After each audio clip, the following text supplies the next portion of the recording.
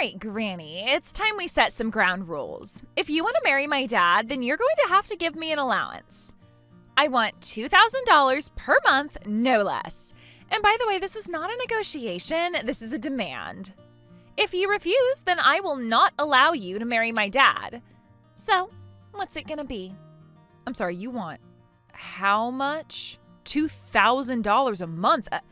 Tanya, I would love nothing more than to be able to give you that much and more, but I'm afraid that's not going to be possible on my salary. So that's a no, then? Okay, then that settles it. You're not allowed to marry my dad. I knew this was the kind of woman you were from the first time I laid eyes on you. You're planning on quitting your job the second you and my dad get married so you can do nothing all day while he pays all the bills. Well, unfortunately for you, my dad has an attack dog whose job it is to keep away moochers like you. So go ahead and move along, moocher. My dad doesn't need you. Tanya, please. I don't have any intentions of quitting my job after we get married, much less forcing your father to pay all the bills. You're concerned for your father's happiness, and I get that, but you're being very hurtful to me right now. I would appreciate it if you would stop talking about me like that. You want me to stop calling you out for what you are? Then give up on marrying my dad. Could you at least explain to me why you're so opposed to me and your father being together? Gladly. It's simple, really. There's absolutely no benefit for me to have my dad marry an old granny. If he doesn't, not only will I not get a bigger allowance, my dad's gonna have to spend more of his time and money on someone other than me. There is no way I'm gonna let anyone get in between me and my dad. I see you feel very strongly about this. Well, is there anything that I could do or say for you to accept me as a partner for your dad? Are you going senile? I already told you. I want money. $2,000 a month in cash. If you want to marry my dad, then you're going to have to show me some proof that there's something in it for me. My dad's dated a few women since my real mom died, but none of them have been able to clear that hurdle, so I sent them all packing. Yeah, your dad has told me about that before. I can see that you love your dad very much, and I appreciate that. And since you love your dad, surely you want him to be able to find happiness, don't you? Can't you respect your father's decisions and allow him to do what he thinks will make him happy? Yep, there it is, right on schedule. The old, think about your dad's happiness card. How many times have I heard that one before? You adults are all the same, justifying your selfishness with fake empathy. I don't believe that you care about my dad's happiness for 1 second. You're only interested in your happiness. My dad doesn't even make all that much money as things stand.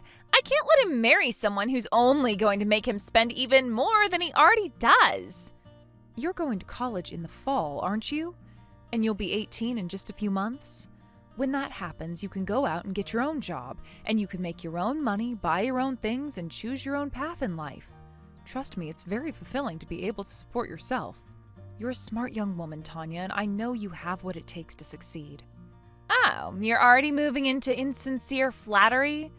That's a lot quicker than Dad's past girlfriends. You must be really desperate. Okay, let's table this conversation for now, shall we? The truth is, there's something I've been meaning to ask you about. Do you happen to know where my Chanel bag is? The last time I used it, I put it up on the shelf in the living room, but I can't seem to find it.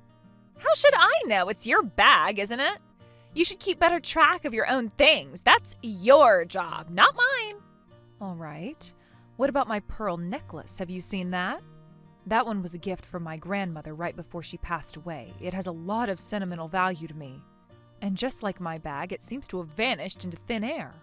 What are you asking me for? I don't know where your stupid stuff is. It's not like I have any interest in your ugly accessories. You have the fashion sense of a blind, homeless drug addict. That's a very vivid metaphor. But it's just bizarre. Both of those things should still be in the house. There's no reason for them to not be exactly where I last put them, but they've disappeared. I was just wondering if you happen to know where they were, that's all. I didn't mean to offend you. If you were using them for some reason, that's okay too, but I would appreciate it if you would return them. Could you please tell me the truth, Tanya?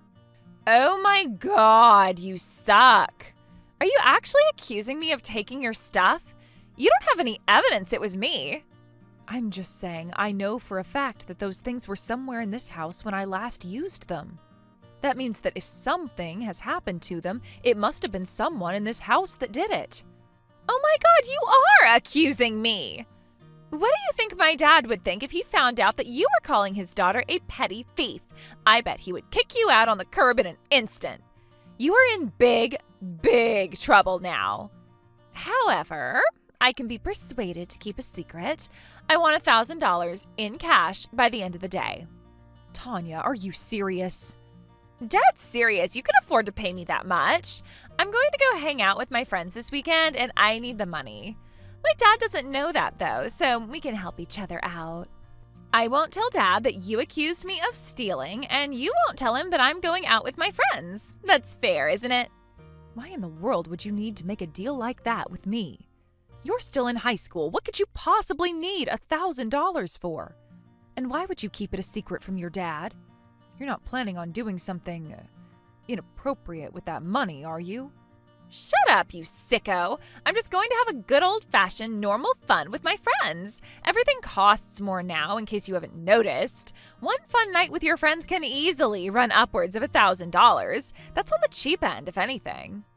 I happen to be actively paying bills and buying groceries right now, so I am aware of how expensive things are. Still, $1,000 for a single night seems far too expensive. Good grief, would you get off my back? What is with you? You're not my mom, so stop pretending like you are. If you ask me any more questions about my private life, I will destroy you. Fine, I'll give you your privacy. However, I won't be funding any of your fun unless I know exactly what's going on. If you need the money, then you can get a job. Like I said, you'll be 18 soon. I'd like you to learn that making money isn't such an easy thing to do. Oh, you are such an obnoxious old granny. Yeah, that settles it. I am never going to let you marry my dad. Break up with him right now and get out of our lives. I think we need to have a family conference. I'll talk to your father to see when we can all sit down and talk things out.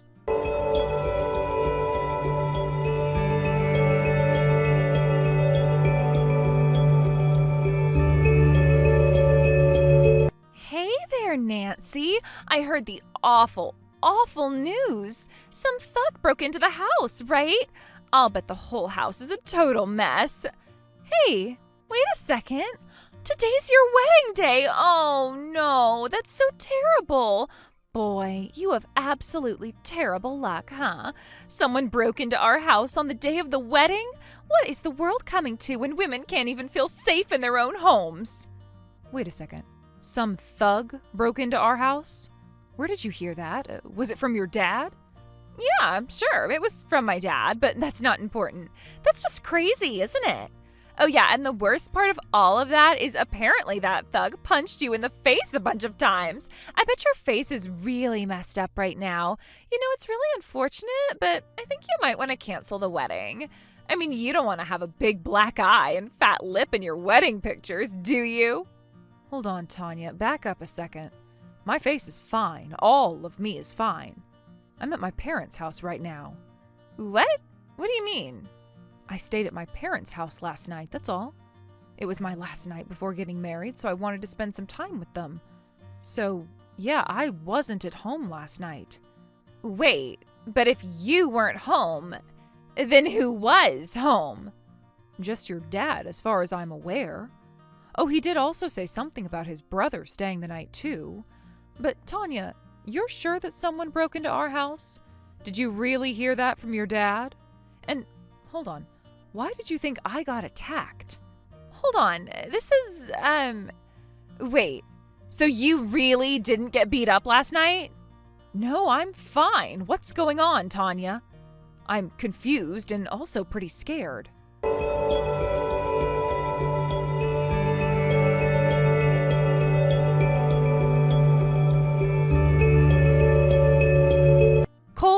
Cole, are you there? I just heard from Tanya and she said there was a break-in at our house. Is that true? She also said you were attacked. What happened? Please, Cole, I'm really scared right now. If you're okay, please send me a text message saying so. Well, I'd like to say good morning to you, but, considering the circumstances. Oh, thank goodness. I was afraid for the worst when Tanya texted me. It's weird, though. How did you hear about this from Tanya? I figured she would be awake at this hour, but I haven't spoken to her about anything yet today, much less the fact that I got beaten up last night. Wait, what do you mean? Isn't Tanya there at the house with you? No, she hasn't been here since yesterday morning. She went to school and then went straight from there to her friend's house where she stayed the night. I've been meaning to get in touch with her and let her know, but I haven't had the chance yet. It's been a pretty chaotic morning over here, to say the least. I'm so confused. None of this makes sense. But there really was a break-in last night, right? Yeah, and I've got scars all over my face to prove it. That guy really did a number on me. I just looked at a mirror a few minutes ago, and oh boy, I am not a pretty sight right now. I'm really sorry to say this, but I think it might be for the best if we cancel the wedding. My nose is still bleeding, I've got a nasty black eye, and I think one of my teeth is loose. I was just about to head for the hospital when you texted me. Oh my goodness, Cole! I don't believe this. Are you okay? What am I saying? Of course you're not okay. And don't you worry about the wedding. I will call and let them know what happened as soon as I possibly can. All you need to do is focus on taking care of yourself. Thanks, Nancy. But really, though, I'm okay. There's no need for you to be worried about me. Things could have been much, much worse. I got lucky. Which, I understand it's pretty ironic for a guy who just got the snot beat out of him to say he got lucky, but you know what I mean, right? Well, at least your sense of humor is intact. Yeah, and that's about the only thing on my body that's intact. It's a good thing I've got a decent sense of humor too, because with my face the way it is, let's just say I'm not going to be passing any modeling auditions for a while. Okay, enough with the jokes. Just tell me what in the world happened. Alright, so it's like this. A guy walks into a bar. And by guy, I mean me, and by bar, I mean fist. And by walk, I mean I was in bed. Cole! All right, sorry. Well, it's like Tanya said, a guy broke in, or came in anyway. It seems like he had a key. Maybe he found the secret key on the front porch? It was really early in the morning, and at first I thought that it was Tanya coming home, so I didn't think much of it and just went back to sleep. Then the next thing I know, this guy slams open the door to our bedroom and starts wailing on me. He was hitting me basically everywhere, but it seems like he was focusing on my face and stomach. That's terrifying. How could something like that happen in our neighborhood? Did he steal anything? If he was looking to steal something, I don't understand why he would walk right past my wallet that was sitting out on the kitchen table. I know it's weird, but I think he was only there to attack me. But that doesn't make any sense. Do you know of anyone who might want to hurt you, Cole? No one comes to mind, no. I'd like to think I've never messed up so bad that someone would want to beat the tar out of me for it. Then who is he and why did he do this? Yeah, about that. I got a text from Tanya a few seconds ago while we were talking. She's acting really weird. I've got a bad feeling about this whole thing. A bad feeling? What do you mean? Is she talking to you right now, too? Oh, well, yes, she texted me just a few minutes ago. When she told me that happened, I texted you right away. Okay, and what did she talk to you about?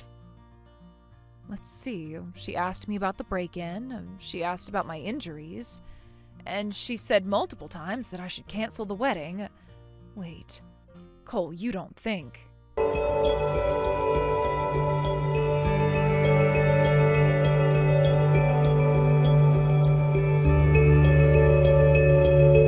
Hey, what's going on here? All of a sudden, Dad called me and told me I needed to come home right away. And now I'm locked up in the basement with the guy that broke into our house. Why is this happening to me? And what is my uncle doing here? Well, that's certainly a lot of questions. To start with that last one, I already told you he was going to be there. He stayed there overnight with your dad. Huh?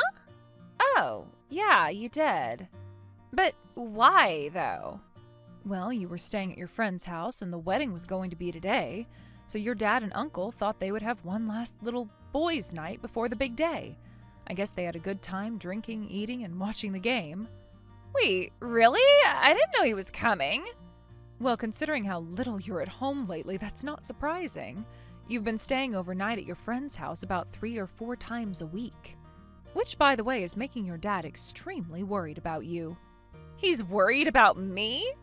And why wouldn't he be? He's been wanting to talk to you about that and a few other important things for a while, but he was afraid you wouldn't be comfortable talking to him. What else does he want to talk to me about? Well, let's come back to that later, shall we? First things first. I'm sure you're probably wondering why you were locked up in the basement. Well, yeah, why am I stuck in this room with the guy that broke into the house? The simple explanation is that you get what you pay for. You should have hired someone smarter. Your uncle told me that the second you came in the room, he said, "I'm sorry, Tanya, I screwed up." What did he mean by that, Tanya? I can explain. Then go right ahead and explain. I'm waiting. Or perhaps I can save you the time and just come right out with it. You hired him, didn't you? No, that's not true. Then how did he know your name? And why would he apologize to you? I don't know. Maybe there's someone else named Tanya who looks like me and she's the one who hired him. That ridiculous excuse isn't going to fly with me, Tanya. Your dad has been texting your uncle from the hospital to let him know the details of the attack. So now it's your turn to talk. Tell the truth, the whole truth, and nothing but the truth. It'll be good practice for what's coming. This cannot be happening. But it is. It's unfortunate for you that your uncle decided to spend the evening with your dad at the last minute. How many Brazilian Jiu-Jitsu championships has he won now? Was it 8 or 9? Anyway, as soon as he heard the commotion in your dad's room, he rushed in and took the guy out in seconds. If I had known he was going to be there, I would have done it on a different day. You were supposed to be home. Dad said he was going to go and visit my grandma and grandpa, and they live a couple hours away. Why was he at home instead of you? Well, the original plan was actually that we would both go and visit our parents. But your dad thought that since this was his second marriage and he would see them today anyway, he didn't need to go out of his way tonight. So he talked to his brother and they came up with the plan for a boys' night. Why wouldn't he tell me my uncle was coming? It's not like he was hiding anything from you, you just never asked. Plus, you were at your friend's house last night, so why would he need to tell you? This is the worst thing that's ever happened to me. Is my dad okay? Is he okay? Other than the fact that his daughter hired a hitman to assault his wife but assaulted him instead, yeah, he's just fine. Hey, this isn't my fault. In what universe is it not your fault? You hired that guy. Well, admit it, Tanya. The guy knew who you were, he recognized your face and called you by name. He also apologized for screwing up.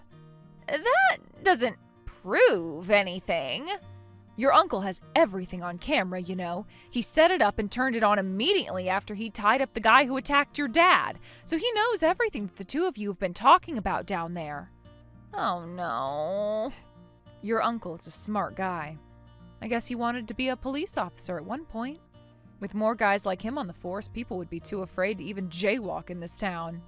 So, Tanya, anything to say for yourself?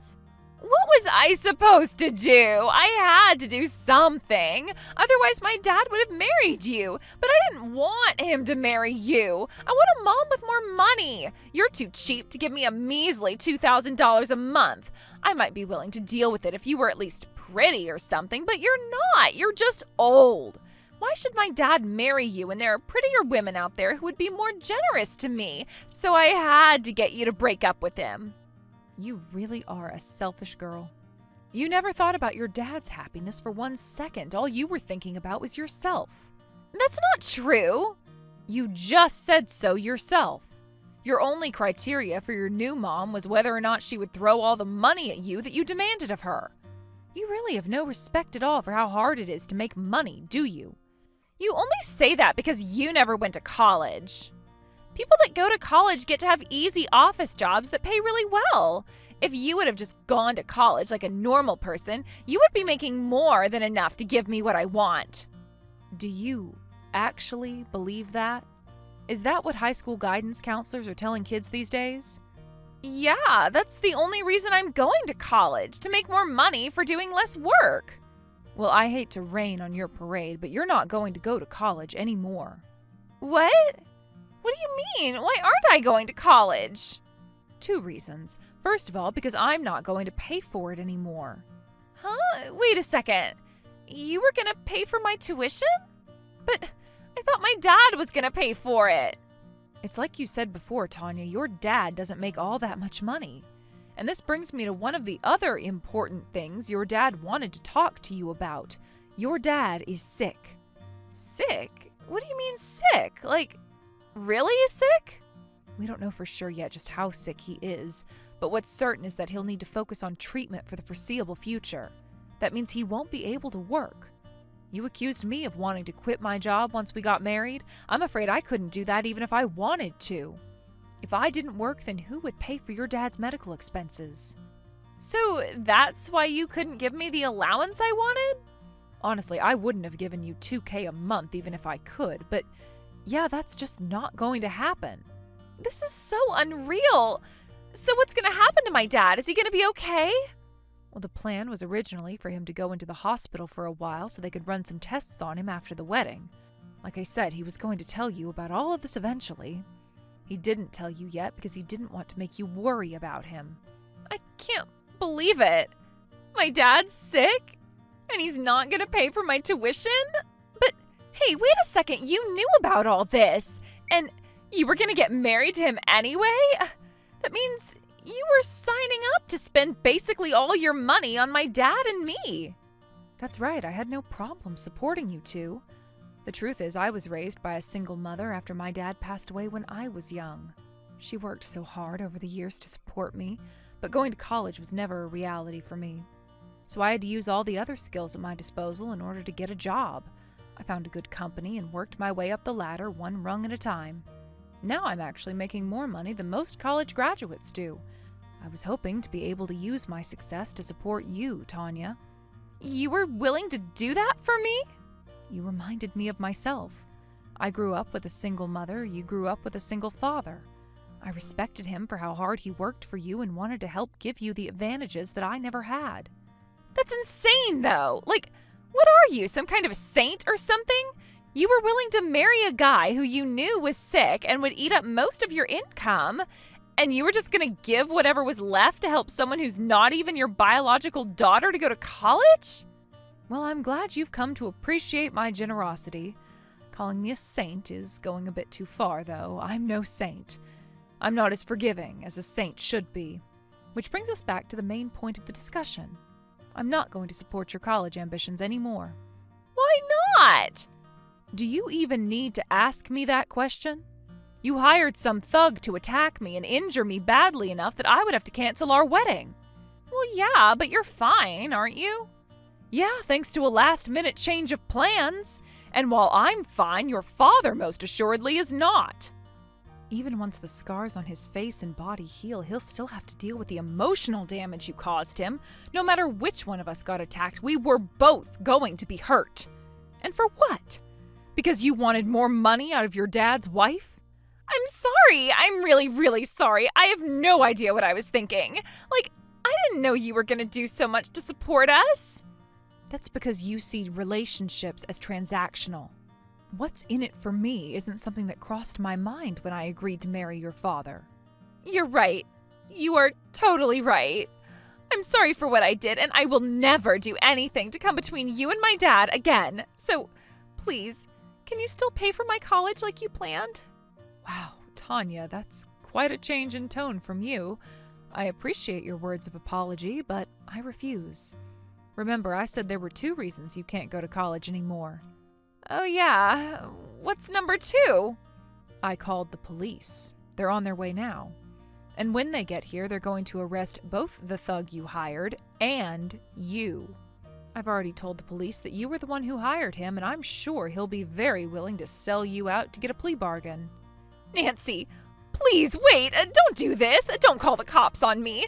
We're family, aren't we? Don't bother begging and pleading with me, Tanya. I told you they're already on their way. There's no stopping what's coming to you. You will be arrested, and depending on the prosecutor's mood, you might even be tried as an adult for what you did. You're a big girl, Tanya. That means you're going to big girl prison. No! I can't go to prison. I'll never make it in there. There's an expression we adults use. If you can't do the time, don't do the crime. You knew what you did was not just morally wrong, but illegal. You're old enough to face the consequences. Nancy, I am so sorry. You don't have to pay for my college anymore, okay? Just please don't send me to prison. Me? Send you to prison? I don't know what you mean. Your actions are what's going to send you to prison. I just called a ride for you. But you were in my shoes once too, right? You were raised by a single parent. We were both dealt a bad hand in life, you're right. My solution wasn't to hire a hitman, however. I've learned my lesson, I swear. I'll never do it again. I'm not so sure you have, actually. But trust me, you're going to learn your lesson now. Enjoy prison, Tanya.